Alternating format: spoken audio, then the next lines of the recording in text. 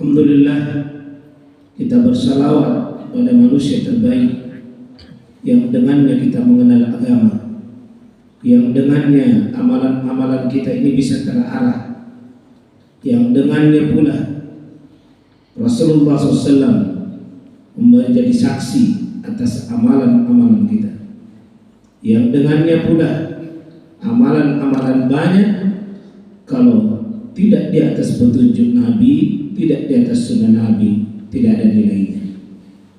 Qul in kuntum tuhibbunallah wattabi'uni. Kata Allah kepada Muhammad, kasih tahu orang-orang di sekelilingmu, kalau engkau ingin mendapatkan pahala di sisi Allah itu yang melimpah, syaratnya kata Nabi, ikuti saya. Dalam beribadah itu bukan banyak, dalam beribadah itu bukan jumlah, dalam beribadah itu ikuti ketentuan dari Nabi SAW. Biar sedikit, tapi kalau ketentuannya memang demikian, seperti ini sholat subuh, takarannya, kadarnya memang 2 rakaat. Jangan mentang-mentang bapak-bapak sudah sholat subuh segar, sudah mandi segar, sudah sarapan dan seterusnya. Ustaz, cukup 5 rakaat hari subuh. Mau nak cukup 5 Pak? Karena sehat, kuat, bukan kebaikan. Jadi maaf, jangan pakai istilah kebanyakan dalam semua hal. Banyak belum tentu baik. Yang baik itu sesuai dengan ukuran, sesuai dengan ketentuan.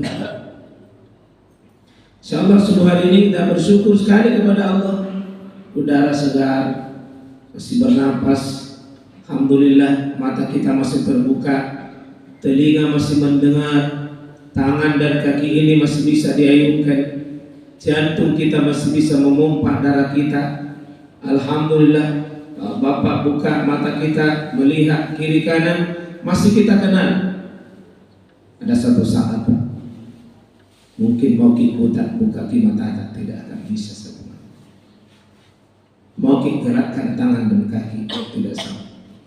Mulut sudah membisu, jantung sudah berhenti berdenyut. Itulah hari, adalah hari untuk diantar kita berjumpa dengan Allah Subhanahu wa Ta'ala. Fisik kita dibaringkan membujur ke barat dengan boleh utara selatan. Lalu diguntinglah kain kafan buat kita. Sebentar lagi akan dimandi dengan mandi terakhir. Dan kita akan pindah dari rumah yang mungkin luas menuju rumah yang sempit 2 kali 1 meter. Belokkah kubur? Sebentar lagi Bapak punya deretan mobil yang banyak, Bapak tidak naiki, hanya dicarikan mobil ambulans. Masuk di rumah yang sempit 2 kali 1 meter, sendiri tanpa siapa-siapa. Dimasukkan ke lubang 2 kali 1 meter tanpa ditanya suka atau tidak suka. Masuk ke di dalamnya, sempit lagi, ada lubang lahapnya. Disitulah tidur dan istirahat selamanya. Ditimbun di tanah, ditindis, lalu para penjaga, para pengantar-pengantar pun selesai mengubur dan menyimpan kita di rumah sempit. Tidak akan pernah pulang selama-lamanya. Tidak akan pernah balik ke rumah kita selama-lamanya. Pergi, tak akan pernah pulang. Menanti saat Munkar wa Nakir datang bertanya, pada kita semua. Orang cerdas Pak adalah siap jawaban atas pertanyaan. Untuk itu jemaah sekalian, ini sekedar gambaran saja bahwa hati-hati, waktu berjalan terus, Bapak tidak bisa tahan, kematian tidak bisa diundur. Itu tadi banyak ayat yang diinformasikan kepada kita bahwa kematian ini la yastakhiruna sa'atan wa la yastaqdimun. Tidak bisa dimundurkan, tidak bisa dimajukan. Saya sering menasihati diri saya, bukan mati yang ditakuti. Yang ditakuti jangan-jangan mati lalu salah, mati sia-sia, mati mendapat murka di zaman. Untuk itu semua hari ini kita belajar sedikit reset bagaimana menggunakan waktu yang singkat dengan prioritas amal yang banyak. Karena ini Pak di dunia sedang berlomba dalam sebuah berfastabiqul khairat, berlomba untuk bisa menang nanti dalam timbangan Allah SWT, yang ujung-ujungnya Allah kita harapkan rahmati dan ridhoi kita, mati dalam keadaan husnul khatimah, masuk di kubur tersenyum, bangkit dalam keadaan berbahagia, dan ujung perjalanan kita sekian terminal, ujungnya belum surga insyaallah. Gimana menggunakannya Pak? Modal paling penting menata waktu kita. Likulli amal, setiap amal itu Pak, zaman ada waktunya yang baik. Karena itu mari kita cerdas menggunakan sistem prioritas Pak. Ini kalau subuh begini, apa yang bagus? Kalau hari Jumat, apa prioritasnya? Jangan ratakan semua, karena ada amalan-amalan prioritas yang bagus kita dahulukan. Waktu hanya 24 jam. Kita tidak boleh kalah dalam mengisi itu. Tidak boleh Bapak sia-siakan. Nanti ada manusia Pak sama umurnya, lahir sama, wafatnya mungkin sama, tapi ada satu cerdas menggunakan prioritas, ada satu sembarangan, itu kalah dalam timbangan. Kita mau jemaah sekalian cerdas menggunakan umur itu supaya kita tidak kalah dan tidak sia-sia, apalagi minus. Contoh Pak, kalau subuh seperti ini, yang paling terbaik amalan adalah kita dianjurkan sesudah sholat subuh berzikir, zikir. Dan jelek sekali Pak itu yang punya penyakit suka tidur kalau sudah sholat subuh. Karena waktu tidur itu ada waktunya. Sebelum subuh itu tidur. Wa ja'alna al-laila libasa. Kami jadikan malam hari untuk apa? Ya, pakaian sebagai bentuk selimut dan bentuk sebagai mau naumakum untuk tidur kalian. Wa ja'alna laila libasa wa ja'alna an-nahara ma'asya. Dan siang hari untuk mencari penghidupan, nafkah. Jangan dibalik Pak. Jadi kalau mau begini Pak, tidak bagus kalau subuh begini baru selalu mengganggu. Bukan waktunya mengganggu Pak, kecuali mengganggu paham. Ada biasa subuh suka mengganggu, tapi bukan mengerti. Dia tidak sanggup menahan lehernya. Semoga insya Allah Bapak-bapak sekalian jangan turuti Pak. Kita rubah style. Nabi SAW sebutkan kepada kita amalan yang paling terbaik salat sunnah dari seluruh salat sunnah. Raka'at al-fajri khairu minad dunya wa fiha. 2 rakaat saja sebelum subuh itu sudah mengalahkan dunia dan isinya. Hebatnya itu Pak, baru sunnahnya itu sudah mengalahkan seluruh kebaikannya dunia. Jadi bapak tadi yang salat sunnah sebelum subuh, wah orang kaya. Yang kira dibilang miskin, kalau sempat ada salat sunnah sebelum subuh. Karena 2 rakaat ini khairum, lebih baik daripada dunia dan isinya. Mari kita rubah cara pandang kita. Ibadah meskipun kecil itu lebih baik daripada dunia yang kita kejar. Ada sebagian Pak, saya lihat juga kalau ceramah begini, ada juga sibuk mengaji.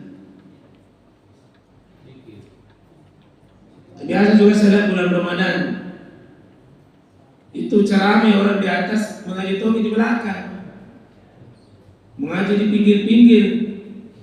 Mengaji itu bagus, baca Quran itu bagus, sebagaimana kata Nabi bahwa ya afdalul zikr, seutama-utama zikir itu adalah qiraatul Quran, baca Quran.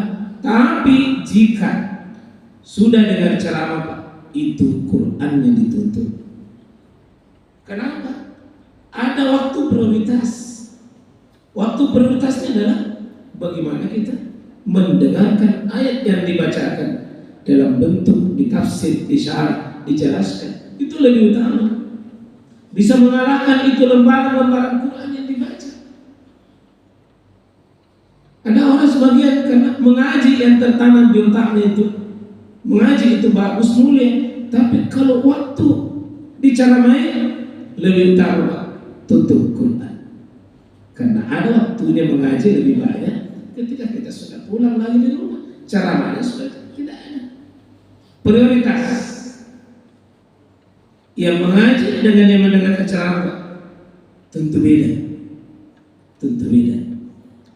Mendengarkan ceramah begini Pak bisa lebih baik daripada 100 rakaat salat sunnah.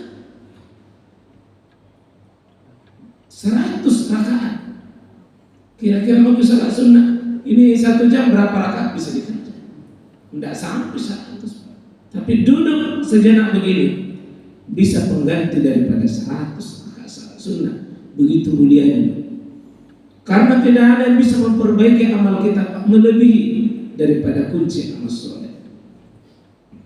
Begitu juga mendengar azan itu mulia. Azan mulia. Tapi kalau sudah sedang mengaji, sedang baca Quran, maka jawab azannya. Iza sami'tun nida, apabila kalian mendengar azan, faqulu, maka jawablah azan itu misla ma yaqulul muazzin, sebagaimana apa yang diucapkan oleh seorang muazzin. Kemudian sesudah menjawab azan itu, faqulu, ucapkanlah Allahumma sholli ala Muhammad wa ala ali Muhammad.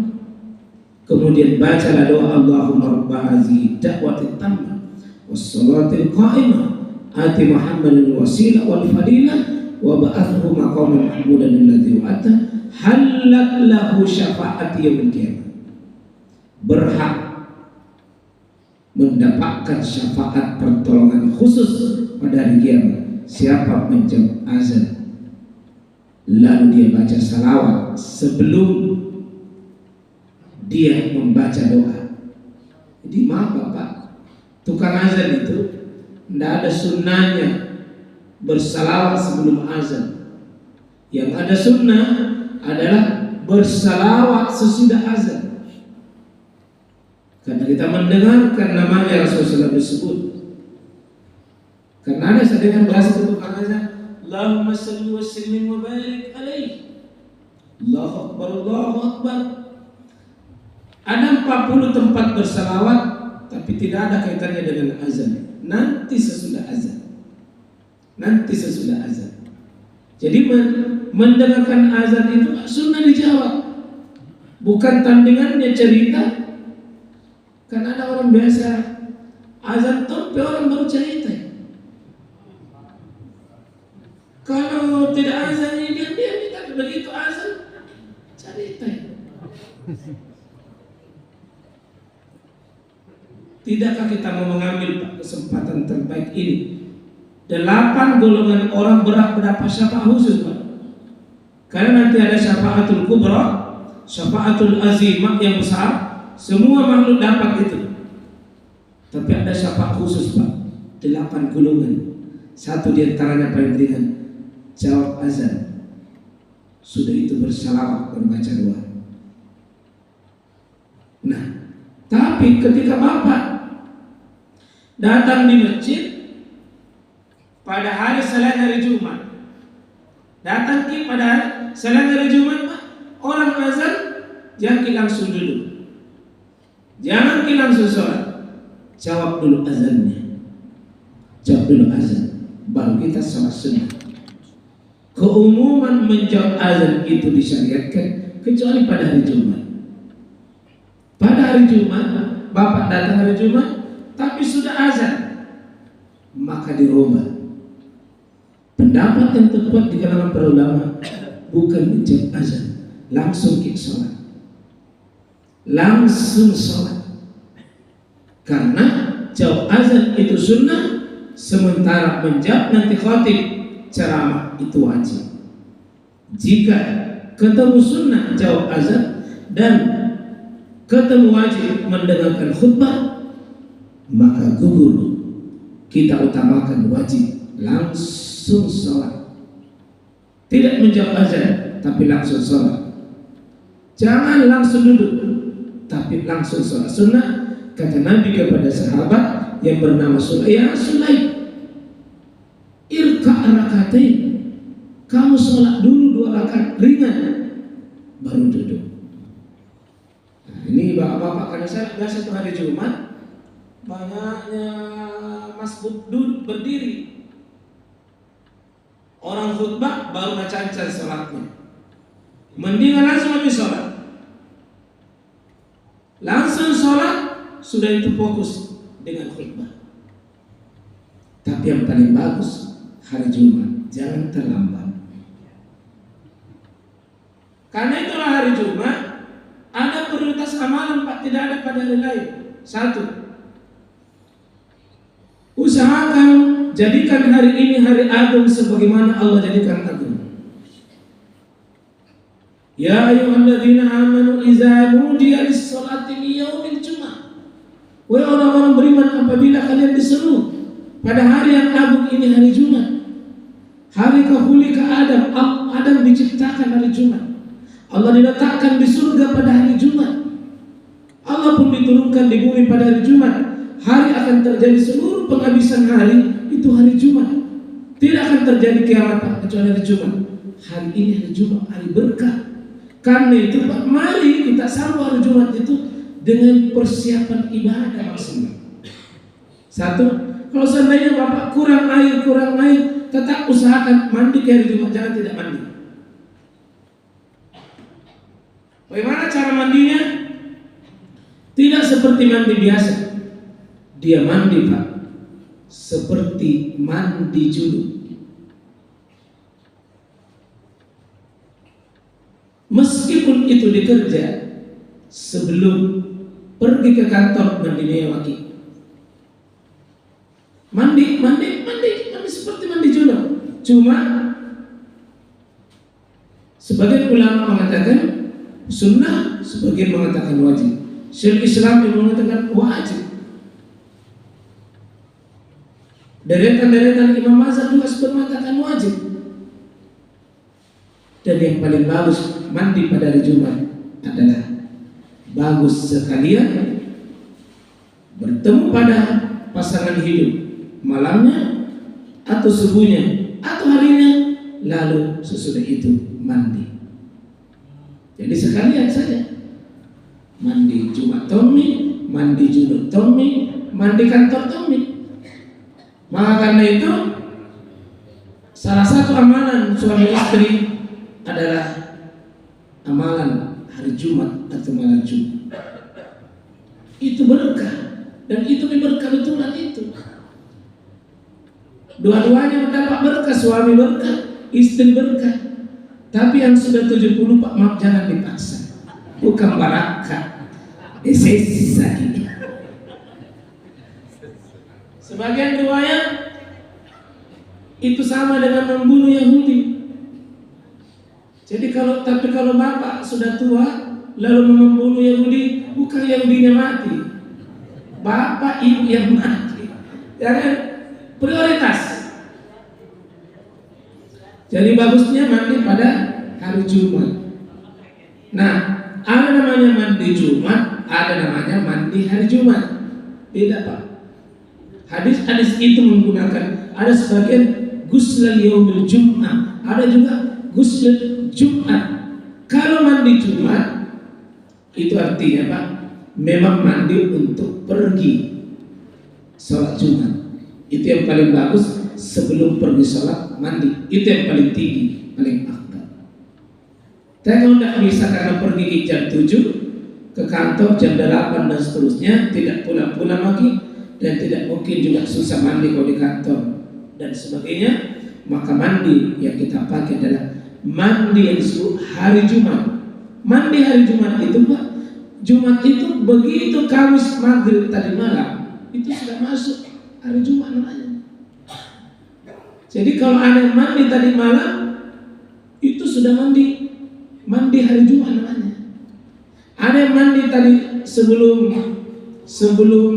sholat tahajud, itu juga namanya mandi hari Jumat. Ada mandi tadi sebelum subuh, itu mandi hari Jumat namanya. Ya. Ada yang pulang sebentar ini lalu mandi, itu mandi pada hari Jumat, bukan mandi Jumat. Kalau mandi Jumat, khusus Jumat dia mandi. Tapi kalau mandi hari Jumat, yang penting masuk di lingkup waktunya, kategori definisi hari Jumat. Jumat itu begitu maghrib, tadi malam itu hilang Kamisnya, masuk di Jumat. Sebentar maghrib hilang itu Jumat, masuk di namanya Sabtu. Ini prioritas Pak, dan mandinya ini bukan mandi adat. Ada namanya mandi adat. Mandi adat itu ya tidak ada aturan-aturan khusus. Tapi kalau mandi junub ada aturan khusus Pak.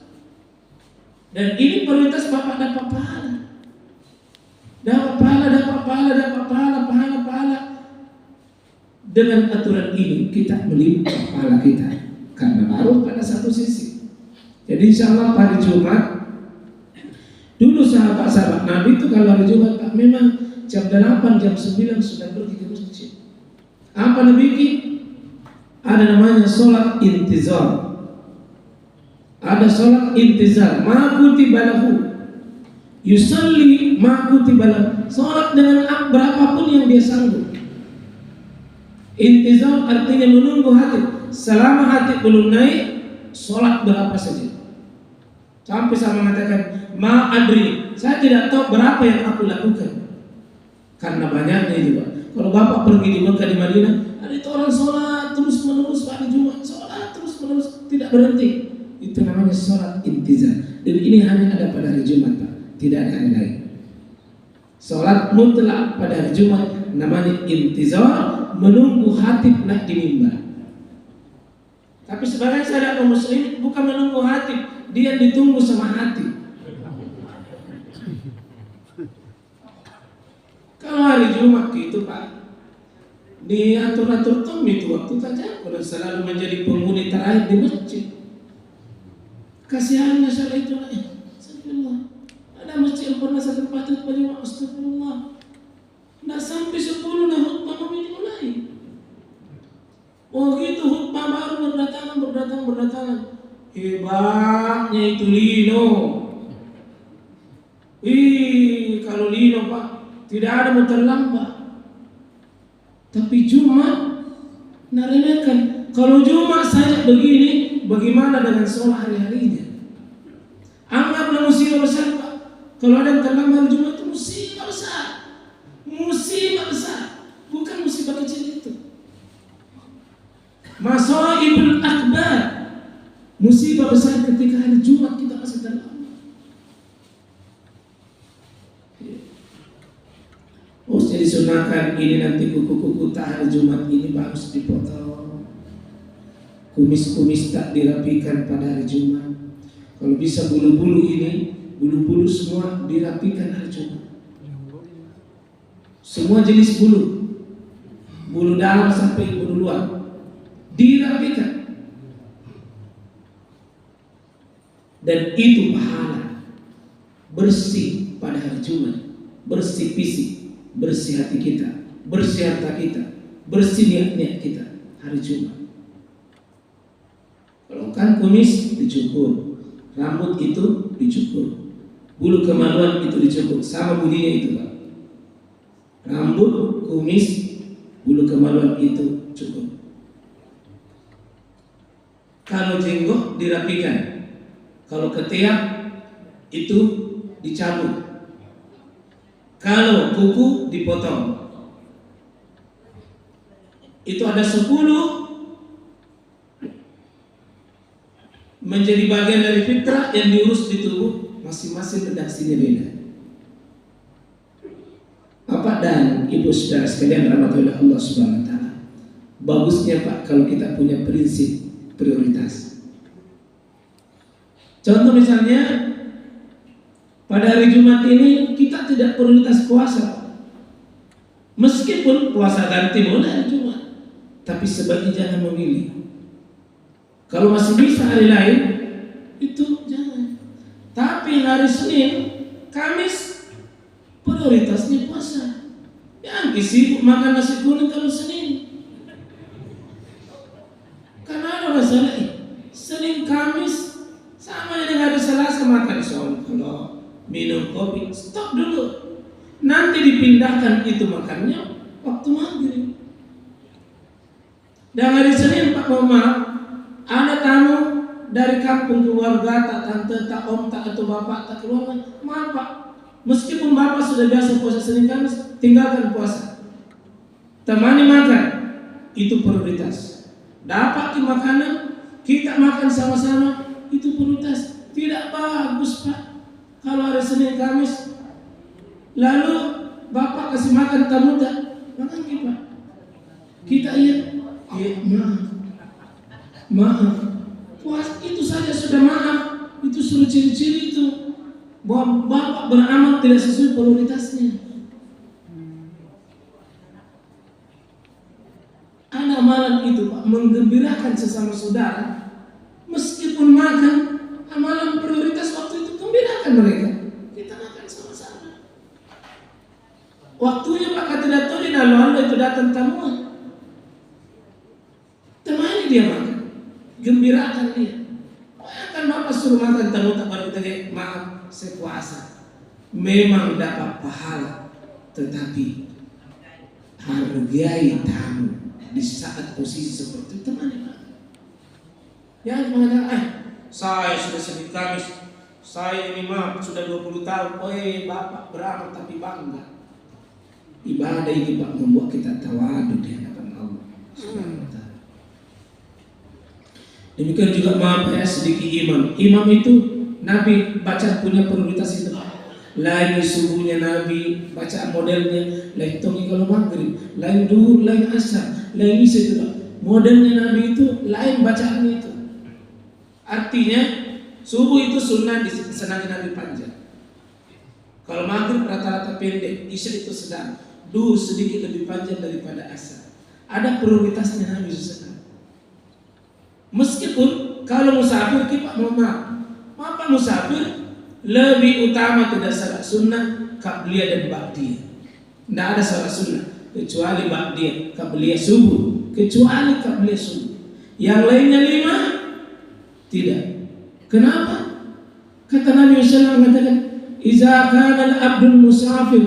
Apabila seorang hamba itu melakukan musafir, kutiba lahu, dicatat pahala baginya itu salat sunnah sebagaimana salat sunnah yang biasa dilakukan pada saat kalau dia tidak musafir. Dicatat Pak. Jadi ada amalan-amalan prioritas. Amalan prioritas. Insyaallah jemaah sekalian rahmatullahi Allah subhanahu. Kalau bapak-bapak punya rezeki Pak, maaf prioritas harta itu kemana? Pertama adalah kebutuhan diri kita yang wajib. Yang kedua untuk siapa? Oh, untuk satu, istri dan anak-anak ta. Maaf, istri dan anak. Karena itu tanggungan ta. Yang ketiga siapa? Orang tua tak menjadi bahagian dari hak itu harta. Baru kita pikir ke orang. Jangan rajin mentraktir orang, tapi proposal untuk istri tidak cair-cair. Bilang memang. Ada orang itu loyal, luar biasa loyalnya. Sama orang bilang tambah lagi. Tapi sama pasangannya itu nggak boleh ke mata. Yang paling berat mendapatkan kebaikannya diri kita, Pak, adalah pasangan kita. Dia adalah orang yang paling berjasa menyelamatkan kita.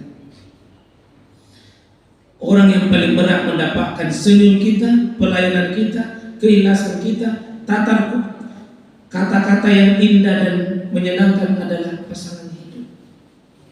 Dia yang paling berat. Kalau ada kebaikan kita bisa lakukan, Pak, usahakan dulu kebaikan yang paling dekat dengan kita. Itulah pasangan hidup. Jangan dulu kita mampu senyum sama orang, Pak.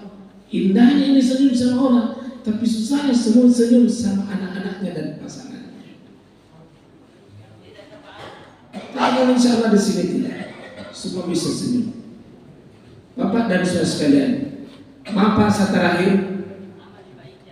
Bagusnya kita punya umur 10 tahun, 20 tahun, 30 tahun, 40 tahun, 50 tahun, Pak, 60 tahun, masing-masing punya amalan prioritas. Maaf Pak yang sudah 60, 70, jangan sama dengan umur 40 dengan 30. Pemberangkatan kita lebih awal.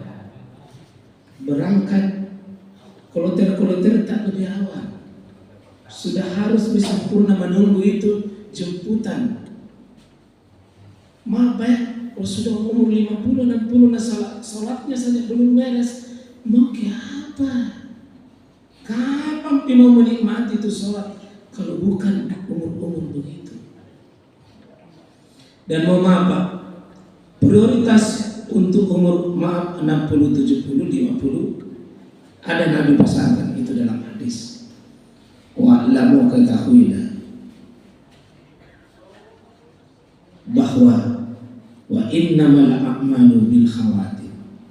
Fokus kata Nabi, umur paling menentukan itu di bagian terakhirnya, di bagian akhir, di bagian penutup, itu kunci kata Nabi SAW. Kita tidak dianjurkan Pak banyak meratapi amalan tak masa lalu. Masa lalu itu mungkin gelap, mungkin berwarna-warni. Kita tidak perlu fokus banyak di situ. Fokus kata Nabi, siapapun Anda kata Rasulullah, waktumu yang ada di depanmu 1 menit itu menentukan dirimu. Kalau masa lalu Pak, mungkin kita punya semua ini, banyak kumpulan dosa dan maksiat masa lalu. Tapi kata Nabi bukan itu. Yang menentukan kalau bukan lalu, yang akan datang. Terutama fokus. Kalau sahabat Nabi, dulu ada musyrik, ada kafir Pak, tapi mati husnul khotimah. Mati husnul khotimah karena dia fokus yang ada di depannya. Dulu ada penjudi, ada penzina, ada pemabuk, tapi husnul khotimah di bagian akhir karena dia fokus di bagian depannya. Saya kira Pak, kita tidak segelap dan tidak sekelam dengan sahabat-sahabat itu, dan mereka bisa husnul khotimah. Kenapa Pak? Dia selalu berkata, jangan sia-sia waktuku yang di depanku, jangan sia-sia waktuku yang ada di depanku. Saya mau sukses yang ada di depanku. Kalau hari ini hari Jumat, jangan pikirkan hari Kamis kemarin. hari Jumat ini bagaimana kita sukses. Siapa tahu ini kita mati terakhir, hidup kita ini terakhir. Selalu melihat ini waktu terakhir, ini waktu terakhir. Sehingga kalau kita sholat sebentar Jumat, jangan pikir sholat asar, yang dipikirkan adalah sholat duhur pada saat yang ada di depan kita. Makanya sekalian, orang seperti ini tidak akan ada waktu yang sia-sia dalam hidupnya, karena selalu melihat. Maaf Pak, kalau sudah umur 60-70 itu, jangan bergabung sering dengan anak-anak muda yang motonya dibilang masih muda. Perasaan tak itu muda Pak. Perasaan tak itu tua lagi. Perhitungnya di situ, astagfirullah, kayak mau bergabung dengan 17 dengan 71. Tidak seimbang lah. Mari kita tempatkan Pak, mari menjadi sosok yang letaknya prioritas tak di mana, supaya kita insya Allah tetap sadar di posisi kita hari ini apa yang mesti kita perbuat. Saya tutup, amalan itu bukan apa yang kita kumpul, tapi apa yang kita membawa di hadapan Allah. Saya ulangi, jangan tertipu dengan tipuan syaitan. Ada orang sibuk mengumpul, tapi dia sibuk, dia lupa untuk membawa sesuatu berjumpa dengan Allah. Yang kita membawa apa yang mau dibawa di hadapan Allah?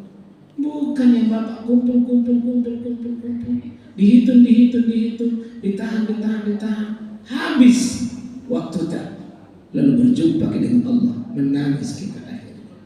Saya yakin mau kita tersenyum, mati dalam keadaan nikmat, mati dalam keadaan bahagia.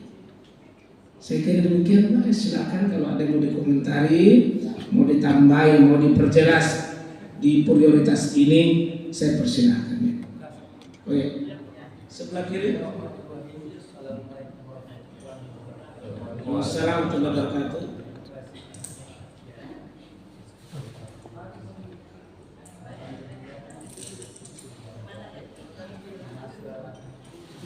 Sana.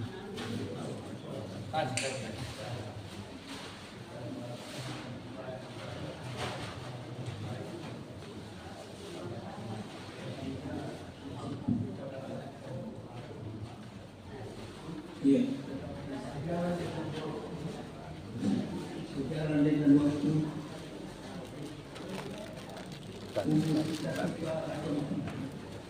Betul Pak. Iya.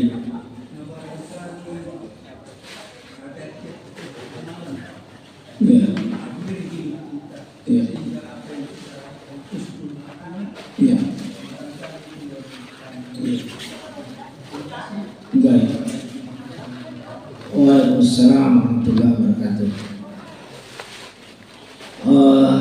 Bapak bertanya bagaimana mengakhiri hidup ini dengan sebaik-baiknya bisa pada terdaftar menjadi husnul khatimah. Saya yakin kita semua itu kerinduan kita. Ya. Yang pertama, tentu kita harus sadari bahwa innamal haya rihlatun ilallah. Sesungguhnya perjalanan hidup ini adalah sebuah perjalanan untuk berjumpa dengan Allah. Kalau Bapak sudah 60 hari ini, 60 tampak, itu artinya 60 makin sepertinya naik kendaraan menemui Allah itu. Dan kata Nabi, umurnya umatku baina sittin wa sab'in, antara umur 60-70 itu yang mayoritas rata-rata.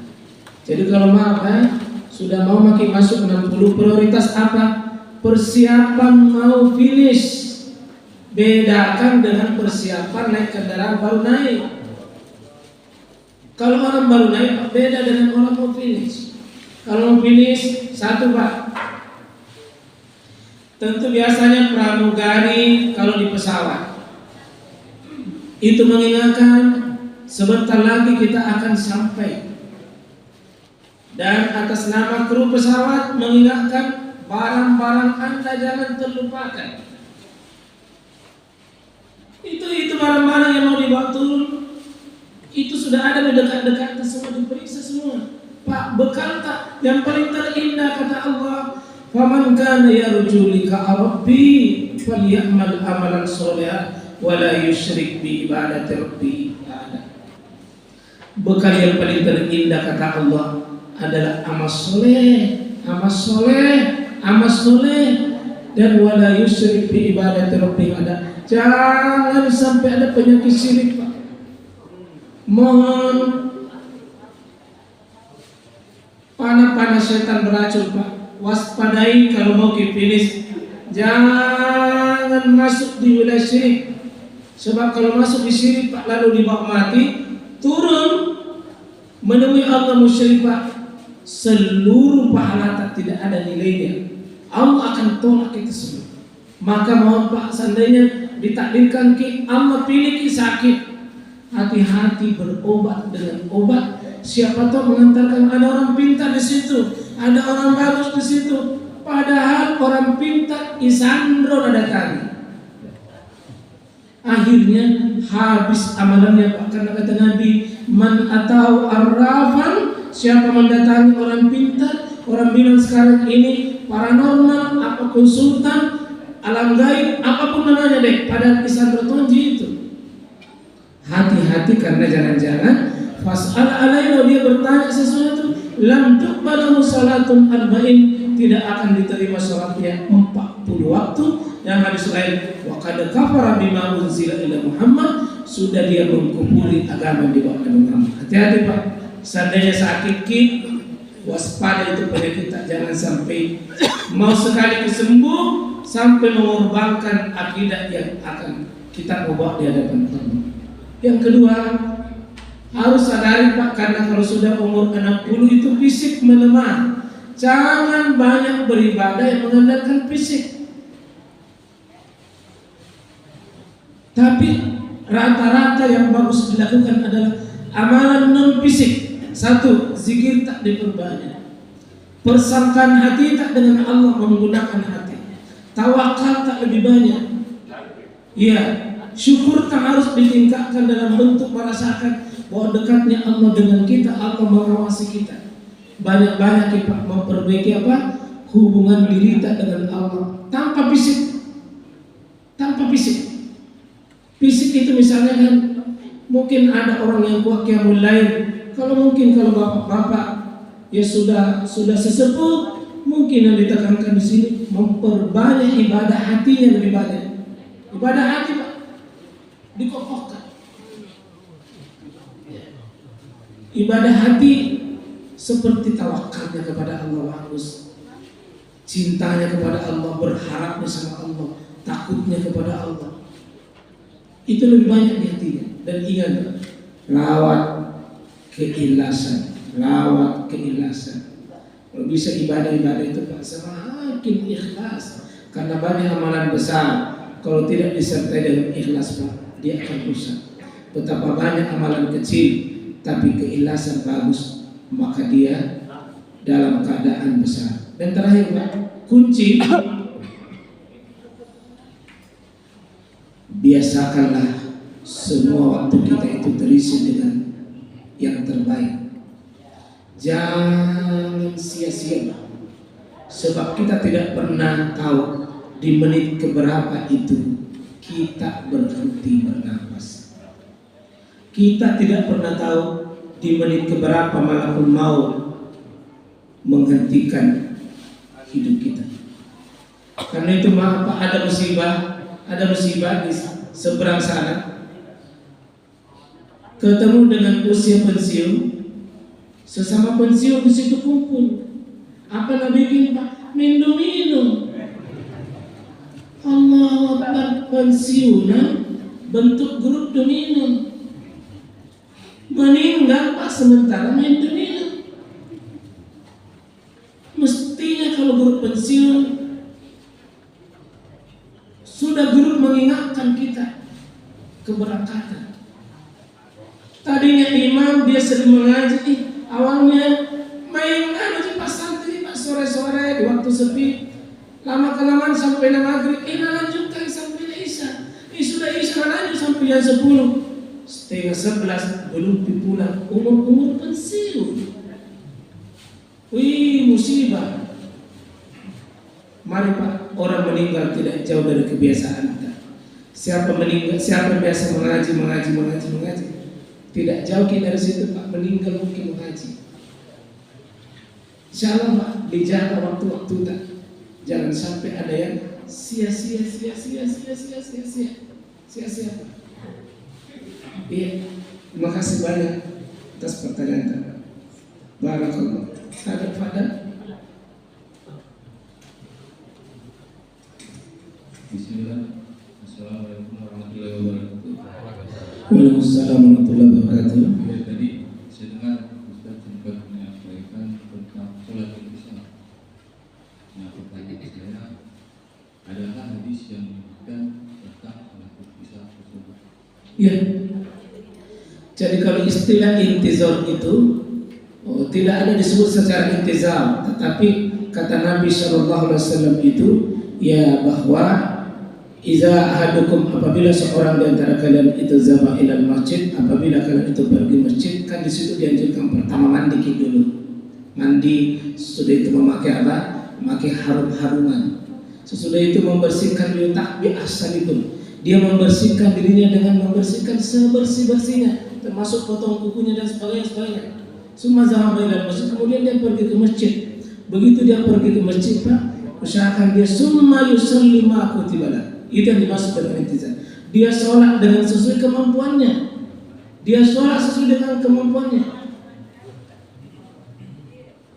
Hatta sampai dia yasma'ul nida, sampai dia mendengar khutbah. Jadi boleh kita sholat semampu kita sampai khatib itu naik di atas mimbar. Itu namanya Pak sholat. Bahasa Arabnya intizar, itu artinya menunggu khatib. Sholat yang sesuai kemampuan sampai khatib itu naik di atas mimbar berapapun. Itulah yang Nabi SAW anjurkan. Sehingga kalau kita datang lebih awal Pak, bagus. Dan memang di awal, sehingga insya Allah yang datang terlambat itu tidak mendapatkan kesusahan. Karena ada orang cepat datang, tapi di belakang ada isi. Di depan dulu. Prioritas sholat itu Pak, khairus sufuf fi rijal awal, sebaik-baik di depan. Jangan di belakang, sampai penuh dilihat, kosong di tengah. Bagusnya Pak di depan, langsung sholat sunnah. Sholat sunnah ini istilah dalam banyak dipakai ulama. Jadi itu biasa istilah itu Pak. Kadang-kadang ulama yang buatkan istilah atas pemahaman hadis itu. Seperti kita kalau tahiyatul masjid kan tidak ada juga di dalam hadis itu kalau istilah tahiyatul masjid. Cuma Nabi menyebutkan iza dakhala ahadukumul masjid, apabila kalian itu masuk masjid, la yajlis, jangan kalian duduk, hatta yusalli rakaatain, sampai dia sholat dulu 2 rakaat baru duduk. Jangan kalian duduk sebelum kalian sholat 2 rakaat. Ulama memberi istilah tahiyatul masjid. Tidak ada dalam hadis juga itu, cuma istilah ulama. Sama dengan itu salat sunnah wudu, tidak ada kita dapatkan salat sunnah wudu dalam hadis. Tapi kata Nabi SAW itu, man tatakhara bi asali tuhuri, siapa yang berwudu sebagai pada wudu, summa yusalli rakaatain, kemudian dia sholat 2 rakaat, sama pula 2 rakaat, berarti dia berwudu kemudian dia sholat 2 rakaat Pak. Maka dia dipersilakan untuk mendapatkan kebaikan, dan itu balasannya adalah diampuni dosa. Itu berarti sholat itu tidak disebut oleh ulama sunnah wudu, tetapi sebagian ulama katakan sholat sunnah tuhur itu bersuci, istilah dipakai ulama. Jadi seperti itu saya kira Pak. Jadi kalau kita datang cepat, sholat sunnah seberapapun kemampuan, mau pakai istilah intizar boleh. Sholat sunnah mutlak juga boleh istilah itu. Mutlak itu artinya tidak dibatasi berapa rakaatnya. Itu namanya sholatul mutlak, sholat mutlak.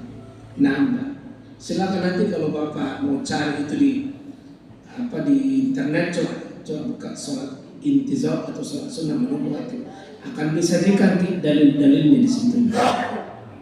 Kalau di Mekah, di Madinah itu Pak, saya lihat orang begitu. Nah, cuma kalau kita di sini, saya lihat jarang yang amalkan.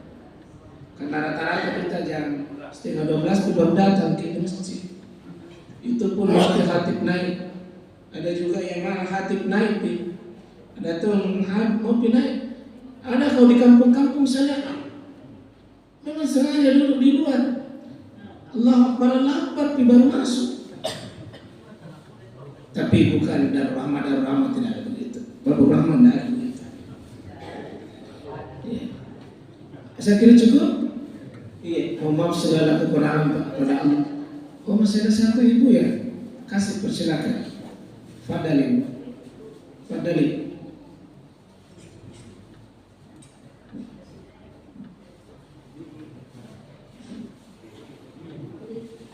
Assalamualaikum warahmatullahi wabarakatuh.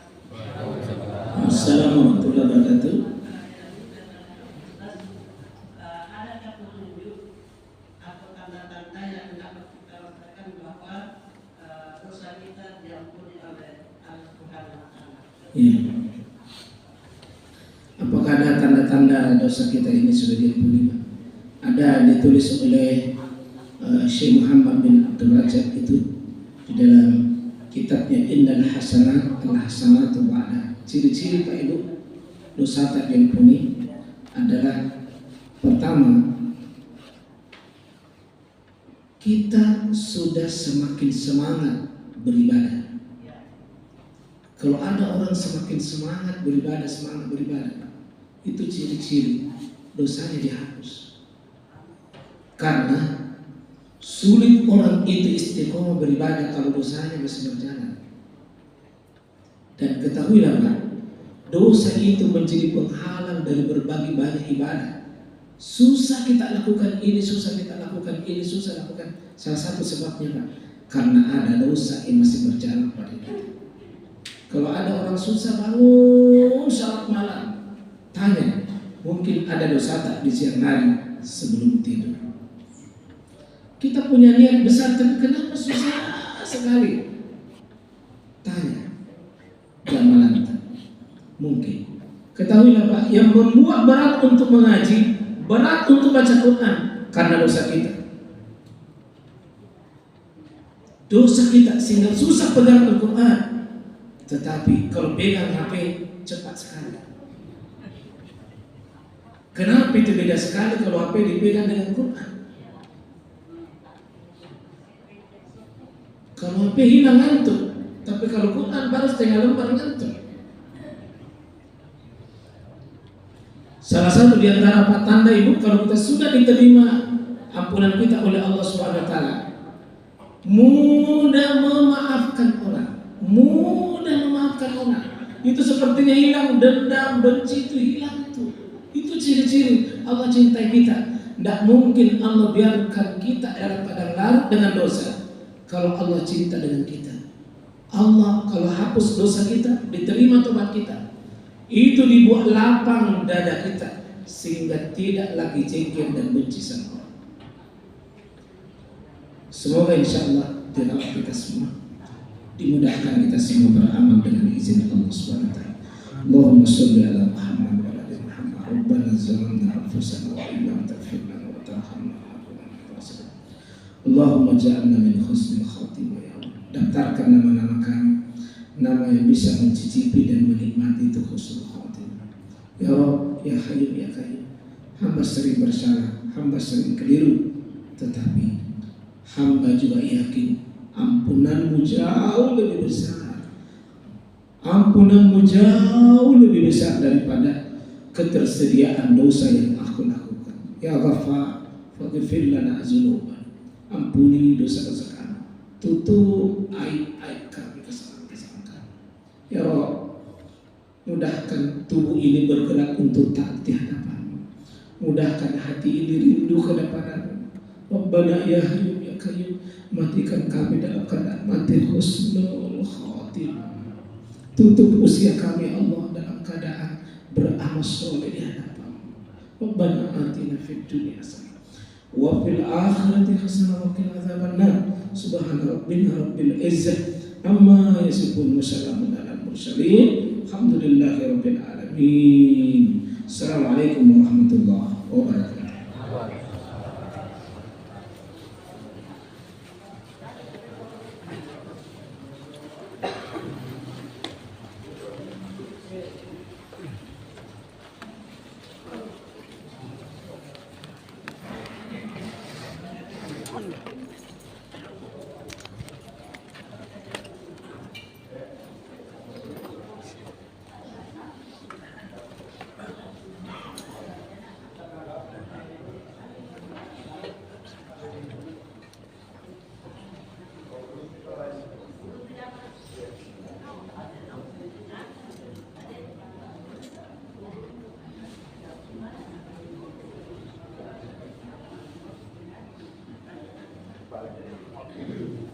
Thank you.